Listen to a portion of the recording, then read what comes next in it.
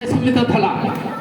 ସେତେବେଳେ ମୋ ବାପା ମାମୁଁ କୃଷ୍ଣଚନ୍ଦ୍ର ବେହେରା ସେମାନଙ୍କ ଦ୍ୱାରା ଗାଁ ପରିଚାଳିତ ହେଉଥିଲା। ସେମାନେ ତ ମଦୁଆ ନଥିଲେ, ସେମାନେ ତ ବଳତ୍କାରୀ ନଥିଲେ, ସେମାନେ ଲୋକଙ୍କୁ ପୁଅ ଝିଅ ଭଳି ସ୍ନେହ କରୁଥିଲେ। ସେଇ ଆଦର୍ଶ ଆଜି ଗାଁ ଉପରେ ଛାପ ପଡ଼ିଛି। ଯେଉଁମାନେ ସୃଷ୍ଟି ହେଉଛନ୍ତି ଆଜି ସେମାନଙ୍କ ଆଦର୍ଶର ଛାପ ଏ ଗାଁ ଏ ଯେଉଁ ଅନୁଷ୍ଠାନ ଆଜି ଏ ଫଙ୍କସନ୍ କରୁଛନ୍ତି, କୁନି କୁନି ପିଲାମାନଙ୍କ ଭିତରେ ଆମେ ଅନୁଭବ କରୁଛୁ ଯେଉଁ କଳା, ଏ କଳା ପ୍ରତିଫଳିତ ହେବ। ଆମେ ଆ ଦ୍ୱାରା ଗାଁର ଏକତା ଆଗକୁ ବଢ଼ିବ। ପିଲାଠାରୁ ବଡ଼ ଯାଏଁ ଆଜି ଏକତ୍ରିତ ହୋଇଛନ୍ତି। ଆମର ଗାଁର ଏକତା ଏଠାରୁ ଅନୁଭୂତ ହେଉଛି। ଆମେ ଜାଣୁ ଯେ ଆମେ କେତେ ଏକତ୍ରିତ। ଏଇ ଏକତ୍ରିତ ଆମକୁ ଭବିଷ୍ୟତରେ ବହୁତ ଦୂରକୁ ଆଗେଇ ନେବ।